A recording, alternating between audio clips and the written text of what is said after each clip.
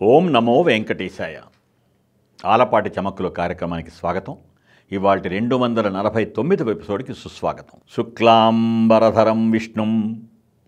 పోయినసారి ఎపిసోడు ఖచ్చితంగా అందరికి గుర్తుండి ఉంటుంది. అది గుర్తు చేయడానికే ఈ శ్లోకంలోని మొదటి పాద భాగం మాత్రం చెప్పాను. తెల్లని వస్త్రములు ధరించినటువంటి స్వామి మా విఘ్నరాజా నీకు నమస్కారం అని చెప్పడమని మనం పోయినసారి చెప్పుకున్న దాని గురించి ఎంతోమంది ఎన్నో వేదికల నుంచి నేను చెప్పినప్పుడు ఎంతగానో స్పందించినటువంటి అత్యంత మహత్వపూర్ణమైనటువంటి విషయం కాబట్టి అది చెప్పడం జరిగింది. ఎందుకంటే మనం జీవితంలో మన పెద్దలు చెప్పినా, బయట వాళ్ళు చెప్పినా, ఇంట్లో వాళ్ళు చెప్పినా, ఎవరో చెప్పకపోయినా, ఏ గూగుల్నో చూసి ఇప్పుడంతా మన గూగుల్ ఉంది, వికీపీడియా ఉంది, ఇంకోటి ఉంది. వీటి ద్వారా మనం అనేక విషయాలు నేర్చుకుంటూ అదే సర్వమని సర్వస్వం అని భావిస్తూ జీవిస్తున్నటువంటి ఈ జీవితంలో, ఈ వేగవంతమైన జీవితంలో కొన్ని విషయాలని తెలుసుకుందాం అనేటువంటి తపన, జిజ్ఞాస, ఆసక్తి రోజుకి తక్కువైపోతుంది. మనకి ఎంతో నాలెడ్జ్ ఉంది, our IQ is so great అనే స్థాయిలో మనం బతుకుతున్నాం, అధిక శాతం ఉంది.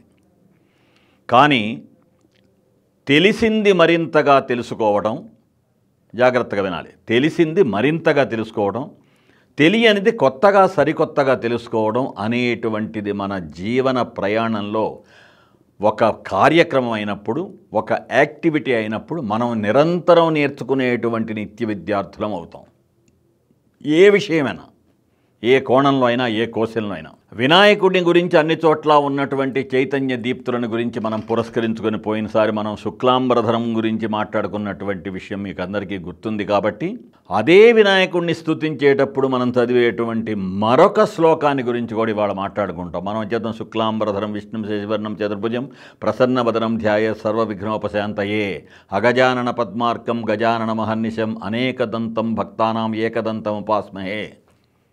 ఇవాళ నేను చదివినటువంటి రెండో శ్లోకంలో వీక్షకులకి, ఈ షో చూస్తున్నటువంటి వాళ్ళకి ఎవరికైనా ఇది అలా కాదు కదా అనేటువంటి చిన్న సందేహం గనక వస్తే వాళ్ళందరికీ సెల్యూట్, నా జోహార్లు.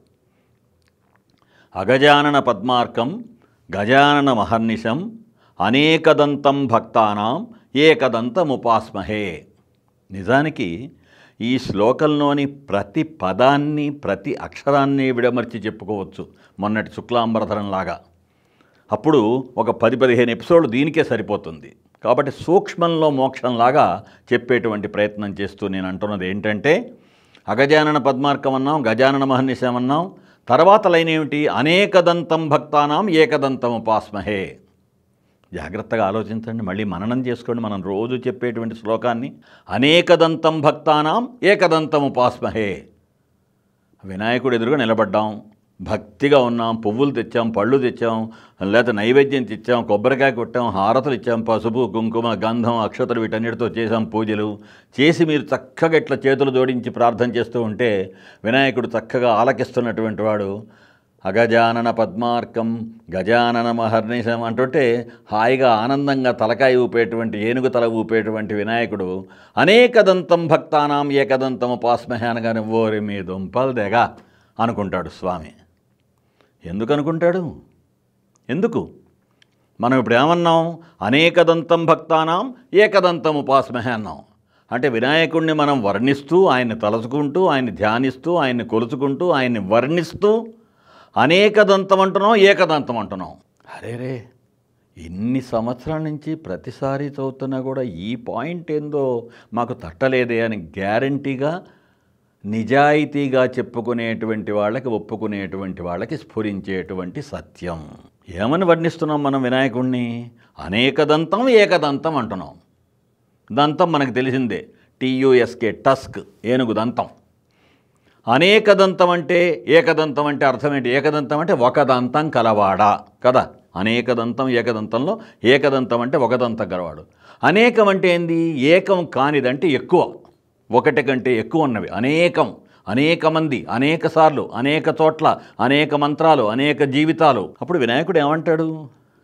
ఏంట్రా మీ దుంపలకి ఇంత భక్తిగా మీరు చేస్తున్నారని నేను శ్రద్ధగా వింటూ ఉంటే, ఇంత పెద్ద చెవులు కదా ఆయన, అంత పెద్ద చెవులు వేసుకొని నేను ఇంత శ్రద్ధగా ఆలకిస్తూ ఉంటే ఒకవైపు ఏమన్నా ఏకదంతం అంటారు, ఇంకోవైపు అనేకదంతం అంటారు. నాకు ఒక దంతమా రెండు దంతాలా? ఇంతకీ నన్నెందుకు ఇట్లా సస్పెన్సులు పెడుతున్నారు, నన్నెందుకు డైలమాలో పడేస్తున్నారని వినాయకుడు ఆలోచించడు. సరదాగా అనుకున్నా కూడా చాలా గంభీరమైనటువంటి విషయం ఇది.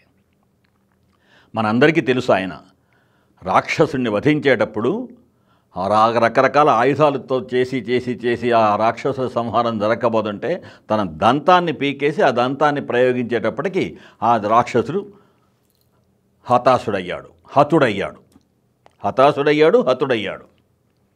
కాబట్టి ఆయనకు ఉండేది ఒక దంతమే. మరి ఏకదంతం ఉపాసన అంటే ఒక దంతము కలిగినటువంటి వినాయకుడిని నేను ఉపాసిస్తున్నాను, సేవించుకుంటున్నాను, ప్రార్థించుకుంటున్నాను, భక్తితో పూజించుకుంటున్నాను, బాగుంది. మరి అనేక దంతం ఏంటి?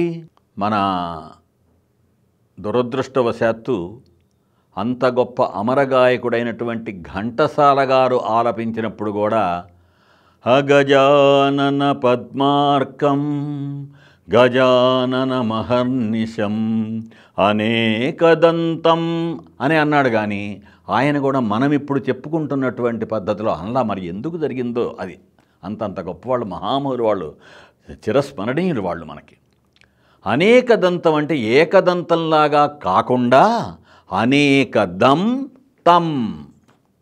ఇందాక నాకు శుక్లాం బరగాదు విడదీయొద్దు, అక్కడ కలపమని పోయిన వారం శుక్లాంబరధరం అని చెప్పినట్టు ఇక్కడ విడదీయాలి. అక్కడ విడదీయకూడదు, ఇక్కడ విడదీయాలి. అక్కడ మనం విడదీయకూడని చోట ఏమన్నా విడదీస్తున్నాం, ఇక్కడ విడదీయాలి అన్న చోట కలుపుతున్నాం. ఇదే మన తమాషా. మన జీవితంలో చేసేటువంటి అనేక గొప్ప గొప్ప పనులు ఇదొకటి. అనేకదం తం. తం అంటే అటువంటి వాడిని అని సంస్కృతంలో అర్థం. తం అంటే పురుషుడికైతే దేవుడికైతే తం, అదే స్త్రీ అయితే తాం అంటాం. సంస్కృతం వచ్చిన వాళ్ళకి ఇది ఆటోమేటిక్గా తెలుస్తుంది. అనేక దం తం. దమ్ అంటే ఏమిటి? అనేక అంటే సరే ఇప్పుడు అర్థమైంది, ఏక కానిది అనేక కాబట్టి అర్థమైంది. దమ్ అంటే ఏమిటి? దా అంటే ఇచ్చుట, దదామి అంటే ఇస్తున్నాను, దదాతు అంటే ఇవ్వండి, పయదము పాలిచ్చేది, నేరదము నీళ్ళిచ్చేది, అలా క్షీరదము మన క్షీరదాలని మనం సైన్స్లో చదువుకున్నటువంటిది. దా అంటే ఇవ్వడం. కాబట్టి అనేకదం అంటే అనేక వరాలు, అనేక అంశాలని, అనేక అనుగ్రహాలని, అనేక గొప్ప గొప్ప విషయాలని ఇచ్చేటువంటి తం, అటువంటి వినాయకుడిని నేను నమస్కరిస్తున్నాను ఆయనకి. కాబట్టి ఏమవుతుంది? అగజానన పద్మార్కం గజానన మహర్నిశం వరకు ఓకే. అనేకదం తం భక్తానాం ఏకదంతముపాస్మహే అని కనుక చదువుకుంటే ఇన్నేళ్లకి చక్కగా చదువుతున్నారయ్యా నన్ను వర్ణిస్తూ అని వినాయకుడు సంతోషిస్తాడు, అనుగ్రహిస్తాడు. సరేనా? మళ్ళీ వచ్చే ఎపిసోడ్లో కలుసుకుందాం. అంతవరకు సెలవు. సేలవ్.